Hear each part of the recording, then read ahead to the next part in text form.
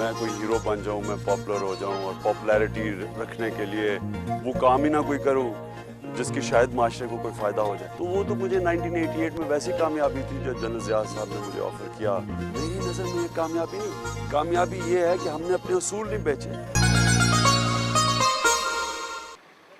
रात को वहीं से रवाना हुए। आपके क्रिकेट कैरियर में सबसे ज़्यादा खुशी और सबसे ज़्यादा गम के लम्हात कौन से थे? एक था खुशी का मौका जब हमने हिंदुस्तान को हिंदुस्तान में हराया। टीम हमारी कमज़ोर थी, अंपायर उनके थे, उधर जीतना वो एक बहुत बड़ी अचीवमेंट थी। और उसके बाद जो वर्ल्ड कप जीतना, गम सबसे ज़्यादा लाहौर में वर्ल्ड कप हारने का 87 में, जब आधी पब्लिक रो रही थी लाहौर की और हमारी टीम उनसे ज़्यादा अच्छी थी ऑस्ट्रेलिया से।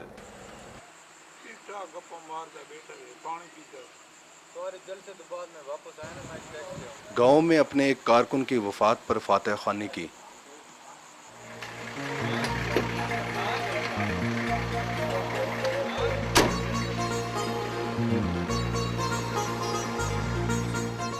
आपकी कप्तानी में पाकिस्तान ने वर्ल्ड कप जीता, अब क्रिकेट ज़वाल का शिकार क्यों है?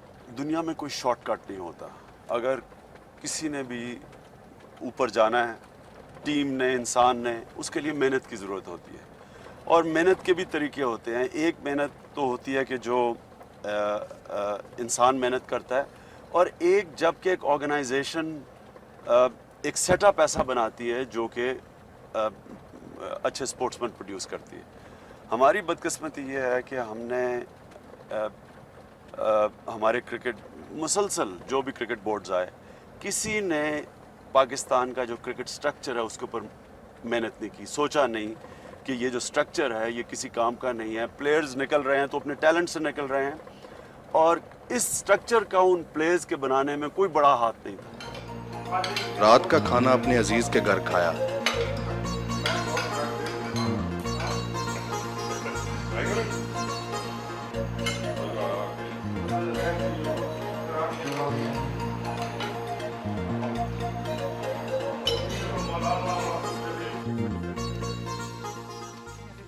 सियासत में आने से पहले आप पूरी कौम के महबूब करिश्माती हीरो थे।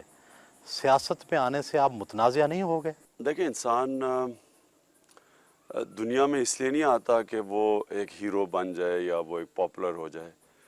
इंसान किसी मकसद के लिए ज़िंदगी में दुनिया में आता है, और उसकी कोशिश ये होनी चाहिए कि मैं इस दुनिया से जाने से पहले अपने मकसद अचीव करके जाऊं, बजाय इसके कि मैं कोई हीरो बन जाऊं, मैं पॉपुलर हो जाऊं और पॉपुलैरिटी रखने के लिए वो काम ही ना कोई करूं जिसकी शायद माशरे को कोई फ़ायदा हो जाए। आप अंग्रेज़ी स्कूलों में पढ़े, फिर आपने बैरून मुल्क क्रिकेट खेली, और फिर एक गैर मुल्की अमीर दोशीज़ा से शादी की, और आप दूसरों को कहते हैं कि पाकिस्तानी बनो और गैर मुल्की कल्चर पर तनकीद भी करते हैं। अंग्रेज़ी स्कूल में पढ़ा, इसलिए मुझे ये एहसास है कि इंग्लिश मीडियम स्कूलों में जिस तरह की तालीम दी जा रही है, हम मगरबी कल्चर का हमें ग़ुलाम बना देती है, और इसलिए मैं उसकी तनकीद करता हूँ। मैं जब लोगों को कहता हूँ पाकिस्तानी बनो, मैं इसलिए कहता हूँ कि जो भी कौम किसी और तहज़ीब की ज़हनी ग़ुलाम बन जाती है, वो कभी आगे नहीं बढ़ सकती, वो फिर ग़ुलाम ही रहती है।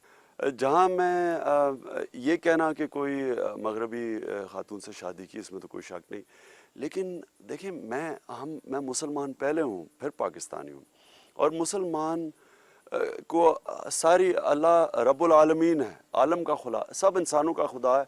कोई भी इस मुल्क में आके रहना चाहता है मुसलमान बन के, बिस्मिल्लाह, इसमें तो कोई तज़ाद नहीं है। आपको बेनज़ीर भुट्टो और नवाज़ शरीफ की अदम मौजूदगी में 3 साल खुला सियासी मैदान मिला, लेकिन आप सिर्फ एक सीट हासिल कर सके। ये तो बहुत बड़ी सियासी नाकामी नहीं है? कामयाबी क्या सियासत में और नाकामी क्या है? अब आप कहेंगे कि जो काफ लीग है ये सारी कामयाब है। मेरी नज़र में ये फेल है। पेट्रियाट्स निकले हैं, 10 पेट्रियाट्स एक गए हैं हुकूमत के साथ, 5 मिनिस्टर बन गए। तो वो तो मुझे 1988 में वैसी कामयाबी थी जब जनरल ज़िया साहब ने मुझे ऑफ़र किया वज़ारत। 1993 मोइन कुरैशी ने ऑफ़र की वज़ारत। नवाज शरीफ की हुकूमत में पहली दफ़ा जब आया, उन्होंने बड़ा ओहदा ऑफ़र किया। तो अगर यही लेना था तो मुझे पार्टी बनाने की ज़रूरत नहीं थी। मेरी नज़र में ये कामयाबी नहीं, कामयाबी ये है कि हमने अपने असूल नहीं बेचे। पाकिस्तान की सियासत में ये साबित किया कि यहाँ ऐसे लोग हैं जो बिकने वाले नहीं हैं, जो किसी चीज़ या वजारतों या पैसे या खौफ से अपने असूलों को तो नहीं छोड़ेंगे। मैं इसको कामयाबी समझता हूँ। क्या सियासत और फलाही अदारे एक साथ चल सकते हैं?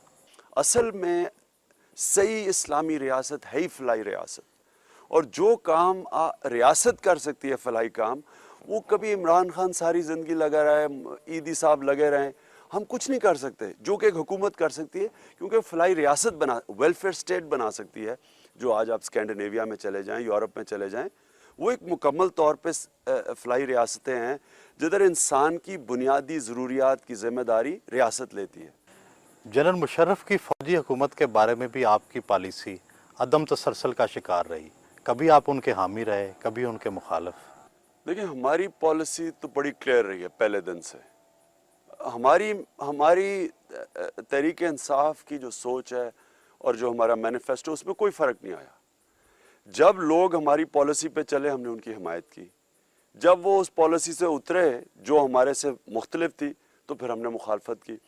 आप किस साल तक वज़ीर आज़म बन जाएंगे? ये कहना मुश्किल है, लेकिन मैं ये समझता हूँ कि इंशाल्लाह कामयाब होऊंगा।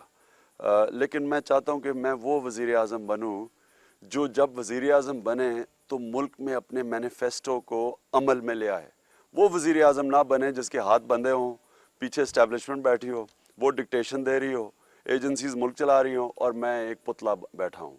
वज़ीर आज़म का बनने का कोई फ़ायदा नहीं जब तक हम इस मुल्क के अंदर एक तब्दीली ना लेके आएँ। और जो इनकलाब की मैंने आपसे बात की, जिसमें नंबर 1 चीज़ अदल और इंसाफ, नंबर 2 चीज़ इंसानियत, फलाही रियासत, जिसके अंदर तालीम, ख़ास तौर पे तालीम को इस मुल्क में पूरी तरह एक इमरजेंसी डिक्लेयर की जाए। मुल्क को सारों को लगा दें कि अगर हम पढ़ेंगे नहीं, ये मुल्क बर्बाद हो जाएगा। रात गए वो इस्लामाबाद के लिए रवाना होने लगे तो हमने उनसे इजाज़त चाही।